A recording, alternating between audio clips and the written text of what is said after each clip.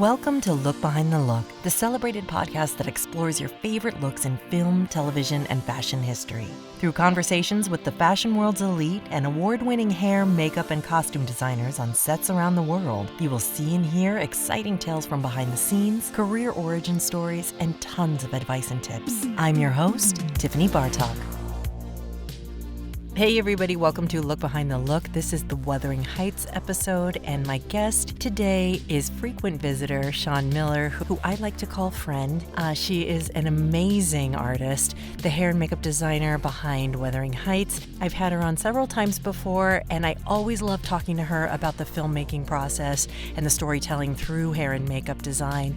There's lots of Easter eggs that you may or may not know in the hair and makeup design of Wuthering Heights. You've definitely seen the film by now, so I want to hear what you thought of the film. If you're waiting for it to come on streaming for some reason, tell me what you think of it after you've seen it in the comfort of your own home, hopefully not while distracted by another screen. Enjoy this episode with Sian and I, and see you next time.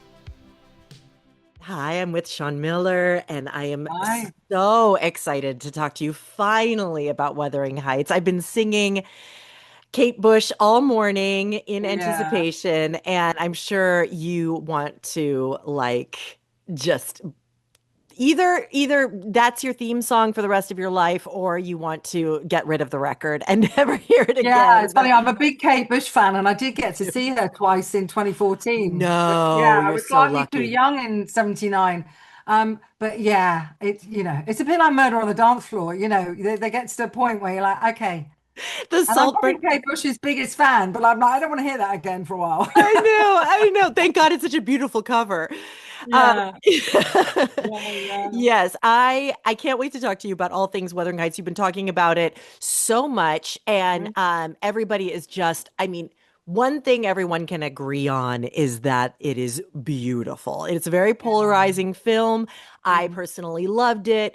I love that she puts Wuthering Heights in quotes so that it's, this Baz Luhrmann type of vibe of like what makes it current and still honors the period. So that's definitely what I wanted to talk to you about. If that was something you guys were dealing with, if you how much you wanted to honor the time period, and how much and when you decided to sort of modernize it. Yeah. Yes, a really interesting starting point. It started, of course, with Emerald script because, I knew from Saltburn, that they're so full of detail. Yeah. So it's incredibly detailed script. And then not only that, her mood boards are incredible. So that's the first thing I got sent. I got sent the script and the mood board at the same time. So already in my mind's eye, it's incredibly evocative of the world in which Emerald was taking us into. And she draws from the same kind of sources of inspiration, whether it's film, photography, the world at large, nature, architecture, food, grass-stained knees on children, just a plethora. There was a brutalist architecture in this, bent over trees. There was great stills from old movies. There was just so much in there. Runway, so many fine art, some historical references. All sorts of things. And so really, I knew that the first things she said to me is, imagine that this is through the eyes of a 14-year-old, just as she was when she led. And I she felt 14 for sure. Yeah, For sure, yeah. watching it. So she said that at the beginning. Beautiful. And that it's a kind of fever dream, everything that's been said, and imagine it as a kind of fairy tale. So with that in mind, I kind of then went away and on one of those secure Pinterest boards, I amassed a ton of photographs, and nothing felt wrong, didn't necessarily feel right. Just like, let's just pour in things that we think that might suit this world. And then I found it was really about learning the language again. I'm lucky because I have a shorthand with Emerald. I've worked with her before, so I kind of do understand her. Tell me what you understand. Tell me what you understand about her starting point, that shorthand. Because there were so many, the collaboration between this and Saltburn. If I'm to watch the two of them back to back, I recognize you right away, and I recognize, of course, Emerald right away. So what is that starting point? In her office, the walls were covered in the mood board plus. Oh, wow. It was the mood board maxed out. Every single wall was covered One wall, you had a ton of costumes. And Jacqueline Durran, pivotal in my whole process, of Yeah. course, needless to say, and is so supremely brilliant at what she does, as is Susie Davis. So with Jacqueline, Susie, and Emerald, and my first roundtable meeting in this room with a large desk covered in imagery and the walls, I mean, a wallpaper surrounding us of just images of the Nicola Turner sculptures that are oozing out the windows of Okay. Wuthering Heights, rocks with kind of cracks in, the brutalist architecture, stills from the Night Porter, Mm. stills from, of course, Terence Stamp, not because I want Heathcliff to look like Terence Stamp with the black hair and what have you, but Right. mood. A lot of it was very much the real term, truth of the term of a mood board. It was about the mood. And so being able to see that across the walls and just look at that kind of chronology, and the grime and the decay of everything that Wuthering Heights became, and also how Spartan Wuthering Heights is. It's Mm. incredibly Spartan, it's incredibly minimal. And then the Right, contrast. right. Yeah, it That's really very is. interesting. Yeah, because it does Yeah. seem so maximalist and then when it's all taken away and stripped, it's still Well, beautiful. Wuthering Heights, the house is Yeah. incredibly, that section of the movie is it's basic, it's Right. the farm, it's the yard. But if you look at, the fantastic parlor with the drawing or whatever the room is Yeah. called, with the double height ceiling and Right. the black and white checkered floor, Mm. there's very minimal furniture in Yeah. there. There's a couple Yeah. of chairs. It's Hmm. very Spartan. The fantastic low ceiling that Susie Davis had created with Jacob can barely stand up in, and again, the big table, but it's very Yes. Spartan. So we knew that that side of the world would be that, just that, and quite minimal, and kind of nothing would be overdone, very raw, very exposed. The materials felt very raw and very organic. And then in contrast to that, the Grange, which of course is so, it's just, I mean, it's that quintessential kind of doll's house. And then, of course, there is the doll's house in that fantastic Yes. silver panel dining room. So I knew that what we were doing would be, I had a really strong idea because of what Susie was doing already, what Emerald was doing, of where we were going. So, Yes. and so Yes. it really fed into my understanding of the hair, that it wasn't a case of going to the 40s or going to the 50s or going to 1840 or 1780. It Right.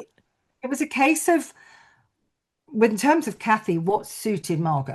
It was a case of, what can we do that fits into this, that alludes to and actually satisfies every single note in the script about hair, of which there were so many. Oh, So really? oh my God. So, I really realized when I read the script that it's such a huge, important part of the narrative, particularly with Cathy's Yeah. character. And actually, arguably with Nellie as well, because she's so done up and everything is, she knows her place and Right. everything is just so. She's Right. never let go until the end, when you see that she's gonna Yes. come undone. So in contrast to that with Cathy, I knew that as much as there was a wild abandon when we first see her hair and she's running and it's flowing free and it's textured and it's wild and windy on the moors, that then that would sort of translate to when she grows up in the Grange and in Wuthering Heights. And then, of course, when she moves into the Grange and she becomes Isabella's doll. And Yeah. then it's dress up. And the doll braid and the doll and it just is just sort of, it's the cherry on the cake for all of that. So am I correct in thinking that we're to understand that Isabella does her hair, does the corset? Okay. So, Yeah. and now I can ask you because you're here. Is it a corset or is it a vagina? Oh, that's not the vagina braid. No, no, Okay. that's the corset, the doll braid or the corset braid.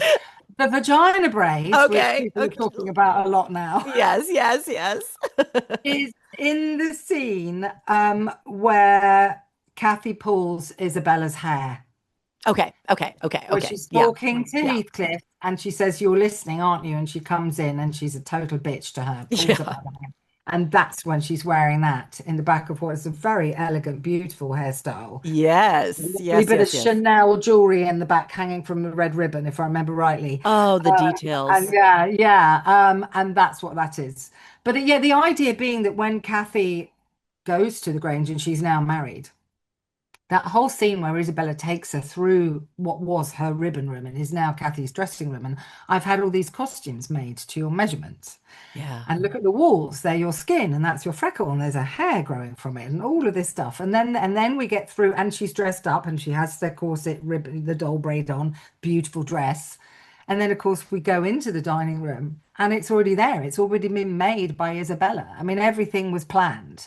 My Nothing, none God. of this is by accident. So yes, that's Yeah. that's the whole connotation there that she has created that is preordained. Wow.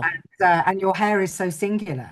She Yeah. said, you Yeah. take and I took the hair from your hairbrush.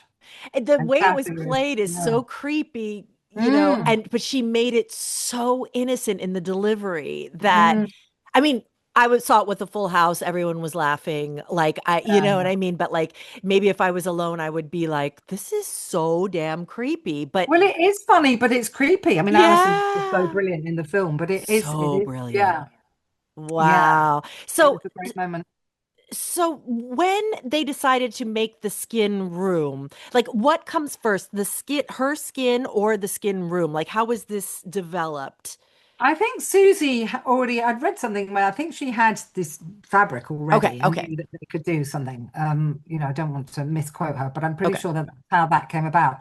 And I was asked if I Yeah. could get hold of a photograph. And then I think they sourced more because this is what we want to do in here. We've got this amazing fabric and this is what we're going to do. And Susie is a good friend of mine. She took me round the sets fairly early on. Oh, that's amazing.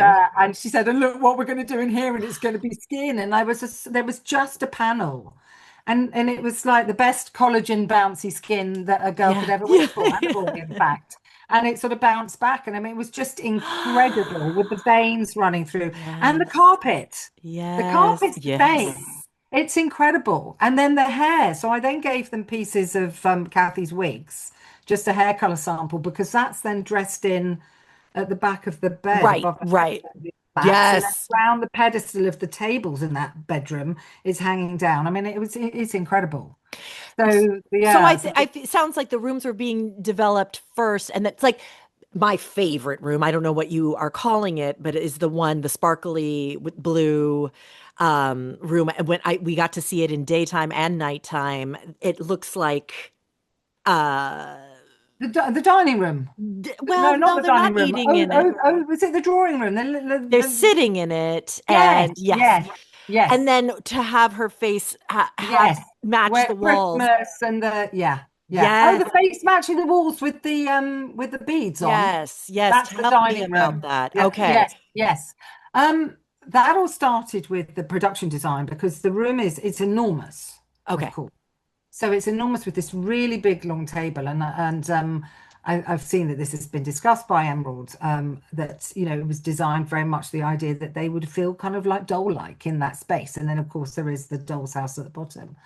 And when I first started talking to Susie Davis and Charlotte Dirks, her set deck, and we were talking about the montage and really how we would all the departments would manage the montage My because it God, wasn't what a just Herculean effort. Herculean, and it wasn't just my department; it was every single department, costume, set deck. It's like how production design. How do we manage this enormous amount of work in what's going to be probably quite a very short amount of time? And Yes. so there was a lot of planning and a lot of not quite knowing where we'd be going. And there was some tests on stand-ins, and then Nana Fisher got to with very much with Emerald and myself got to then spend some time with Nana trying various things out on Margot. So we kind of knew that we had motifs that worked. Emerald had come up with the tinfoil star, you Oh, know. Yeah, it was just okay. And so one of the early things in terms of the silver room were the Regency kind of beads that are adorned on the silver panels in that room yeah. or to the floor. And so it suggested that it might be quite nice to actually see this on her face in this scene because we're doing this to kind of show kind of like perspiration, Yeah. like the walls are sort of Right. sweating. So it'd be Right. really nice to translate that. So that's where that started from. And originally in the first test on a stand-in, they were silver. But then Emerald was like, you know what, I like them clear. Okay. But then in the actual scene that they appeared in, it wasn't a montage, it was actually a scene, and then suddenly it was all about us being equipped and having everything on set. Oh And so God. we'd go to set with hair pieces and beads and set up a room that we could kind of cater for all these things. And then at the last minute, Emma was like, you know what, I think that's a great idea. And Nana was able to fish them out and put them on. And they kind of mimicked the pattern of the freckles. And that was that. So Oh, it was all very organic. And as it always is with Emerald, it's very much led by her. It's very much, a great collaboration across all departments. yeah. And so that's where I took the cue from the art department Right. initially. Right. I Uh, mean, there it's so harmonious and just yeah. it's stunning. That montage, I mean, it reminded me of one of those 90s music videos where you just wanted to like Mm. freeze frame and like recreate each individual. Which one was your favorite? Oh goodness me, I do love the rose tinted glasses. I love that bit where they're sitting up at the back of the Oh, yes. garden. I mean, how we did that, we had about an hour and a half at the end of one day, and Costume and Jacqueline Durran and myself, we laid out trestle tables and put our wares like we were at the market. This is what we've got for Yeah. sale. So we had all the bits. And then you had the art department, and it was almost like being on a kind of a lazy Susan. And as the camera was going that way, people were kind of running around changing, and Oh, so as it panned wow. that way, there was a massive redress, and then and so it was a case of, it was so exciting. Everybody I loved it. can It's like a kind of a imagine. game show. We were all kind of challenging each other with a kind of a bake-off style. Right, what are Yes, you going to do now? a What's your cooking take? show. Yeah, it was like a cookie show, and it was, with the pace of that and the egg timer counting down Oh for God. everybody. So hats, hats, bows, ribbons, lip size, and the hair pieces. I just decided from the get-go, which I think caused a bit of confusion with my team initially, that whatever we did, it had to be like Lego. Okay. And so, Lego creator, 1 minute it's a plane, the next minute it's a car. So we'd have lots of pieces I that were love very that. That's great. interchangeable. Yeah. I That mean, I love and what it. do you mean by it causing confusion? Because people couldn't Well, remember when how I the said, well, Legos. well, yeah, because I was like, well, I'm a big Lego fan. What we need to do is we need to make these bits like Lego. They just need to be able to switch in and switch out and Right. change That's something great. around, but quickly. Because when Emerald and I discussed these montages, what the fundamental part of my brief was, whatever it is, Sean, it's got to be quick. So, Of course. so Of we knew it'd course. be pieces. And yeah, I loved it. But I think, yeah, my favorite bit is probably the bit when they sat up at the back and Margot has the little glasses on. I Yeah. think it's a kind of a sort of a braid with a braid sewn over the top. But Yes. there are crawfish there, crawfish, with top hats and sunglasses on. Oh yes. Yes, yes, I yes, yes, mean, yes. Hong That Chow was talking about that the other day. I mean, that we was we very were Baz. marveling. Yeah, Yeah, yeah, yeah, yeah. it was Oh, incredible. And the goldfish in the urn, the real goldfish. yes. I had to breathe, so we had to have a goldfish wrangler.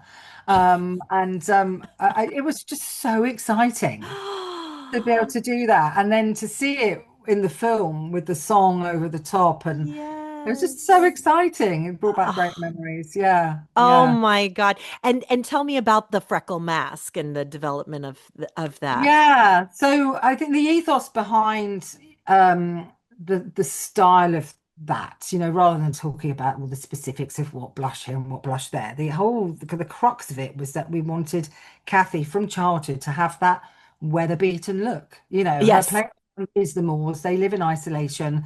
That's where she's running wild and free. And so we wanted her to have freckles and to have that kind of flush.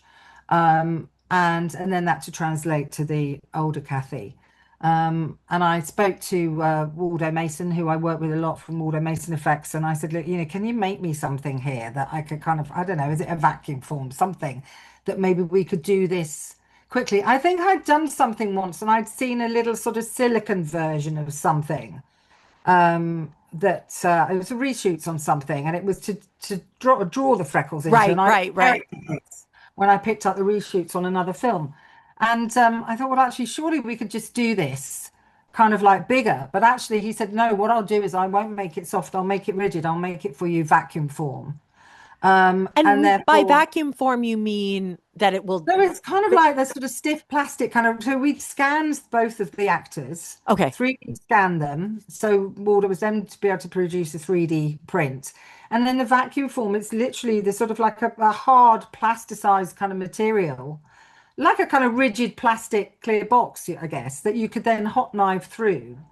So then with the freckles being drawn on the skin, I was able to translate and map that onto the mask. And then because I knew it had to be something we wanted it to, again, speed. Yeah. How can we achieve this with consistency and speed? Because it's a It's big so part of your job is how fast can you do it? It's a massive part of the job. And I think it's great to be able to go into things thinking, you can showboat and you've got an infinite amount of time. But of course, the reality, as we all know, is that a big part of the job as a designer is, yeah, we'll come up with some really interesting ideas and we'll do the best we can for you. But another part of my brief is I've got to do it quickly. yeah. So, there isn't an infinite amount of time. A filming day costs a lot of money, and the last thing they want to be is waiting for us. And at the same time, also want to avoid having actors in the chair for hours and hours and hours. So it's always a big kind of a consideration is Yeah, time efficiency. I wanted to talk to you about that because Yeah. I want to talk to you about the whole problem with the industry of fighting for the time and thinking that each department, like we're dealing with in the makeup department, we're dealing with people thinking that it's vanity, unless we're creating a monster, right? And so like I I'm working on something right now where we have to change the actress into a Hollywood icon, and it takes a minute, and Mm, and mm, everybody is stand when they have that idle time, they're mm, judging your department, and why is it taking so long? Is it just because Margot wants to look great? You know what I mean? It's like, mm. no. How do you deal with that? Convince What if a director does not value that? I know Emerald does, thank God. Yeah. But like, how do you deal with if that isn't respected or understood? How do you Yeah. communicate it? I mean, I've been very, very lucky, genuinely, over the years to work with directors that have appreciated the craft overall. But I think there's still, because our work isn't prefabricated in the same way that costumes generally are. Yeah, There is that organic sense that we are recreating what we've done, day in and day out. And of course, things tend to speed up when it's repetitive and you've done something many times. But of course, the finesse of it, it can't be rushed per se. You have to hone your skills and try and yes. be methodical and not distracted and do it as quickly as possible. I think it's always a consideration. I come from a kind of the old tradition of, particularly working in the system in British television in the 90s, where it was all hands on deck. So I think to try and kind of bypass any of these problems. If there's a way of doing Yeah, this, and we definitely did this with creating Cathy, it was all hands on deck. There were many yeah, of us, sometimes there were three of us working on her at the time. Nana was able to do her makeup whilst we took care of the wigs and the wig application and the hair prep. right. We very much worked it that way. And say, for the death scene, it might have been Nana doing head and shoulders and Cheryl and I doing the sepsis on the legs. It was Mm, very much a kind of and what was fantastic is when you work with somebody like Margot or you working with Jacob or Alison, any of these people, Hong and Shazad, Martin Clunes, we at times we were all there were more than one of us. right. And I think that's a really great approach. I think, whatever you can do to kind of come up with the goods and bring it to and get them on set happily. So, Yes. and to try and to try and motivate the team to kind of like, come on, we've got to do this quickly. Yes. I remember on Saltburn there was a time where we had the sun up. It's the sunrise or the sunset, and of course there's no waiting for that. And so what we did was we just politely, as much as the sort of ice bath facials were a little penchant of a couple of members of the cast, shall we say, there was that morning, I just politely said to the team, knowing that it was going to be right, we've really got to step on this. 7:15, they've got to be on set, not just stepping out of the trailer. And that was the day we ran out of ice because we don't want to Uh-huh. call them too early. Maybe we finished at whatever time the night before. It's like, right, today we're just going to be economical with the frills because we can Nice. still do the job brilliantly. But some days, and if the sun is not waiting for anybody, and there's a Yeah. lot of money riding on the sunset or the sunrise. So, Hmm. Yeah, it's not always even easy, and sometimes it's frustrating. I mean, fortunately, on this film, it didn't happen. You know, we're very lucky. Emerald is a huge appreciator, I think, of the craft. But it is something. I think it's especially when it's non-prosthetic, Yes. and we are often contriving the uncontrived, and it's not Yes. painfully obvious to the eye. That's Then right. I think there's a lot of misunderstanding about what we do, Yes. the nuance. And you know, and I love the nuance work. A lot of the work I've done over years has had that kind of vein in its approach, and it's not glaringly obvious. And when I teach, you know, I always do a little straw poll of who wants to go into prosthetics, who wants to do this, who wants to do that, and there's a lot of hands raised, and there's, you know, and the SFX, it's like, oh, the black eye.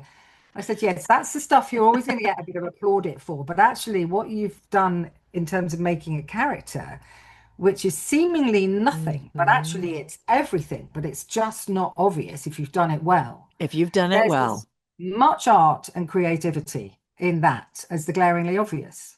And I think that speaks for lots of areas I of design. I can't emphasize it enough. I mean, especially with Margot looking like she has no damn makeup on. It's just must be such a killer for you because it's like, oh, you did that? Oh, Yeah, yes. yeah, And that took a long time. I yeah. was talking about that with Yeah, Nana did a great job with her makeup. She really yes. did. You know, and again with Isabella, you know, with Cheryl and Hong. I mean, they all had makeup on, but it's Yeah.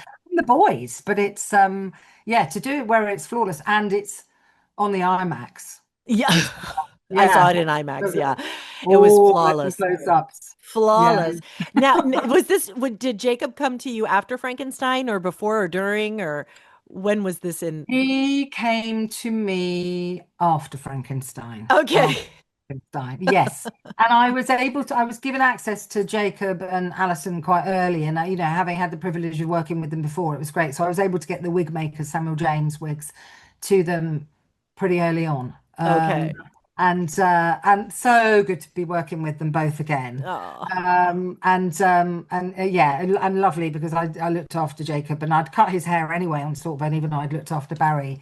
So it was just great to have the opportunity to work with him again. And he's so into films, you know, and I'm really into films. So you know, it's just lovely when you get to work with an actor who's so passionate about the craft and cares about what you're doing, you know. And there Yes. was a lot of detail that went into what I did with him, just to help him, you know, in Wuthering Heights, you know, the dirt, and I rubbed blood into his.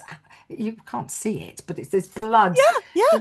in all over his arms, you know, in every single day that he shot the Wuthering Heights scenes, because he felt that, you know, he's slaughtering animals there with Joseph and the yard, and it was part of like his whole kind of story. I did Um, notice that detail. And I wondered too, because mm, he speaks a lot about how he uses the makeup so much to get into the makeup time to get into character. And I think yeah, yeah, he really yeah. understands what you guys are He doing. does, and I, you know, love the fact that we know each other now pretty well, and you know, he might put his earphones in and zone out, and Mhm. sometimes it might be a bit of chat, sometimes not. I actually love it if there isn't chat. I'm happy either way. Yeah. Kind of chicken or beef, you know, could go either way, but you know, it's the process for an actor is so important, and that chair time is such an invaluable uh, Precious. precious time for them, and it should be a really comfortable zone. So yeah, it was fabulous working with him again, and I'm so happy for him. He's doing so brilliantly. I Yeah, know. It's yeah, amazing. Well, yeah, your haircut yeah. had a very big part to that launch. I mean, that angle that it comes, I can see it like it was the Mhm. first time I'm seeing it.